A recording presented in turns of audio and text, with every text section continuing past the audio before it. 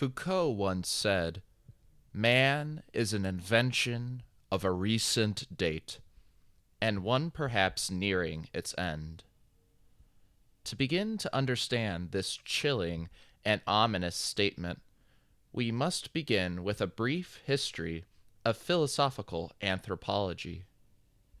It may surprise some that our idea of human being is still a rather new and novel conception. Therefore, we must ask history to show us how man has conceived of himself through the ages. Now, this is a titanic task, and I ask you to at least briefly entertain my fool's errand.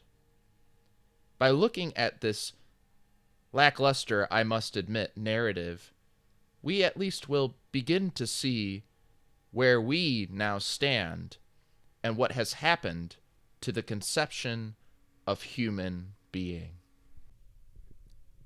It is appropriate, then, that we begin in ancient Greece, the birthplace of Western thought, and where one of the first formulations of who we are begins to take shape.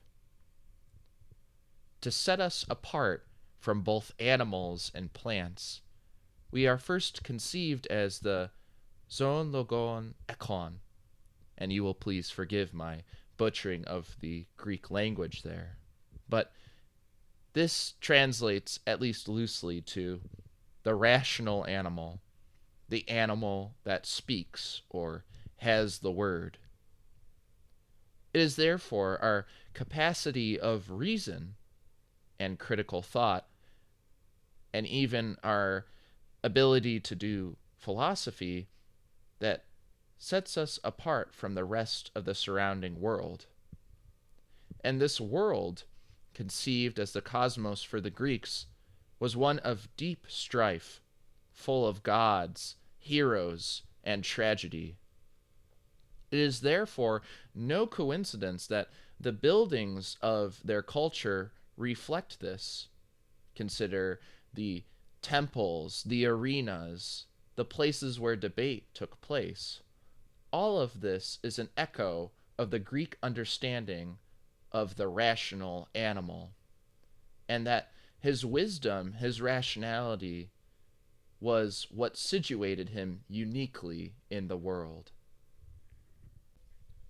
Moving forward from the Greeks, we now enter the Christian Middle Ages. It is here that the Greek conception of the rational animal evolves, in particular with a contact with divine revelation. We, therefore, become situated with our relationship with God, and so no longer that of rational animal, but elevated as creature who exists within creation, and everything is tied back to the Creator, God. With this in mind, the medievals build grand cathedrals, churches, and monasteries, all to express the impact of the Christian incarnation, that God became man. And this, of course, orders the rest of all of society, whether you were the highest of royalty or the most unfortunate of serfs. The Christian claim of the incarnation shattered the world. And so it is a life situated with relationship between men, the church, and God.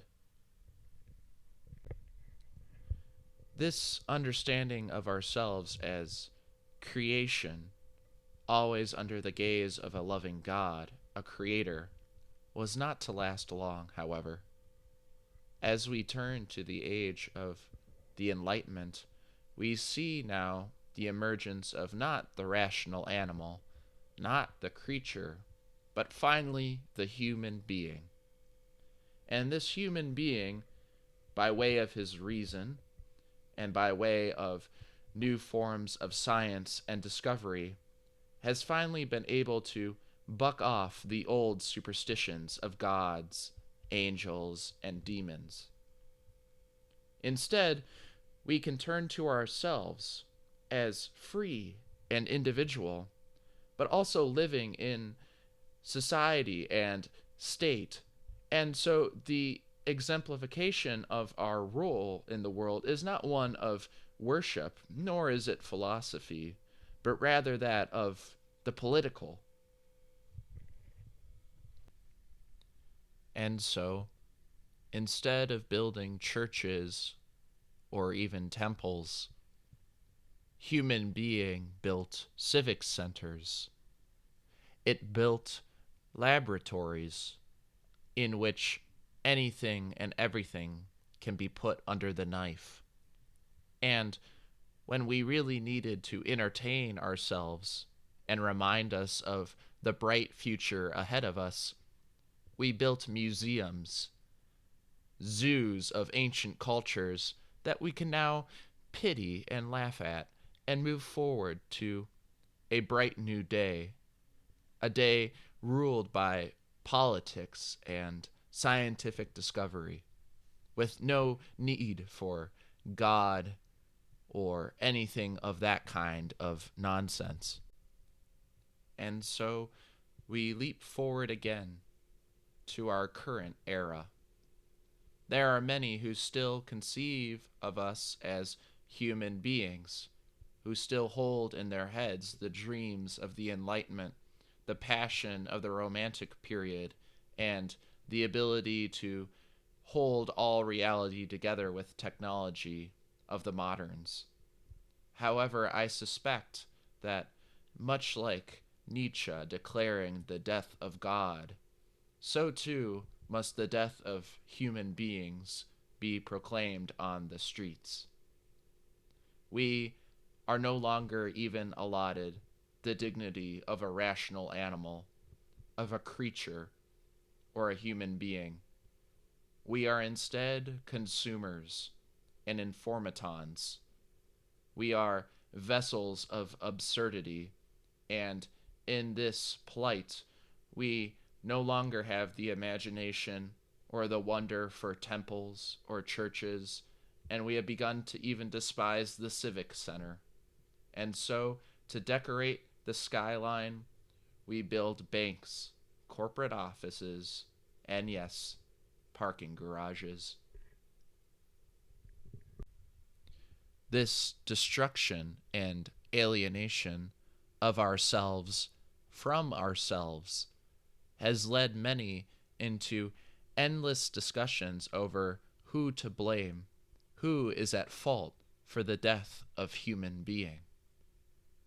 But whether it all really went wrong with Socrates speaking to Euthyphro, or the backward superstitions of a Dark Age Europe, or even the starry eyed utopia builders of the Enlightenment, should not be as much of a concern for us as, now that human being no longer stands as our way of relating to ourselves and the world, what are we to do with the abyss below?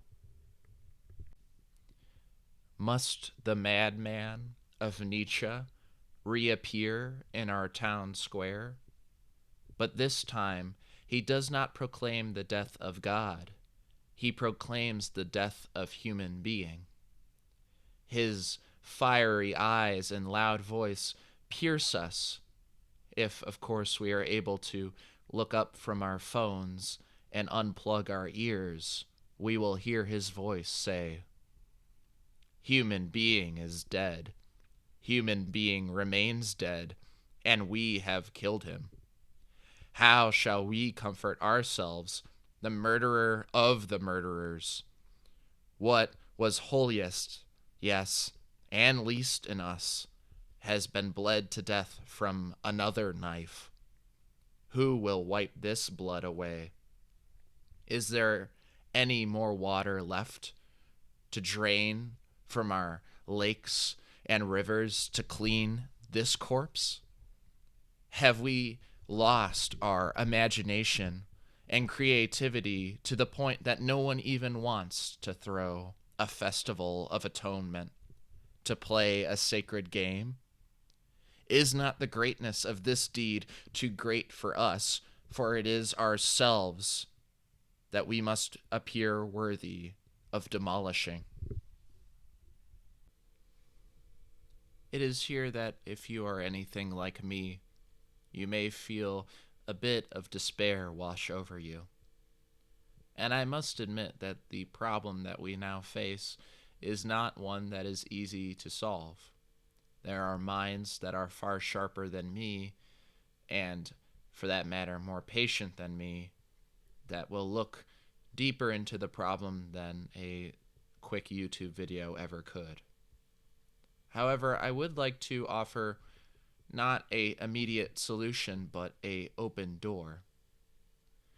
This door is the other, and much like many of my other videos, remains elusive to us because we ourselves are so detached from ourselves that the contradiction of something outside of ourselves is often too much to bear.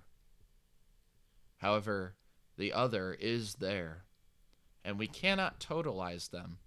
We cannot grasp them as we would like. They remain apart from us, and yet it is their face that brings to us a commandment. And this commandment, this responsibility, is of the utmost importance.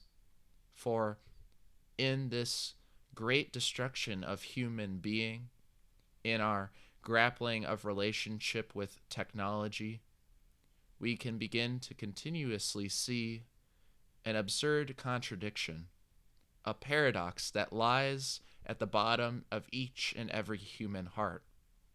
It is restless and constantly seeking. It is finite and yet desires the infinite. It weighs between the extremes of the determined and the free. And it must be seen dialectically in a state of despair whose only solution is the other. And this other, I hope one day to show you. Are you also finding yourself taking night walks at 3 a.m. in public buildings meant to store cars? Like and subscribe.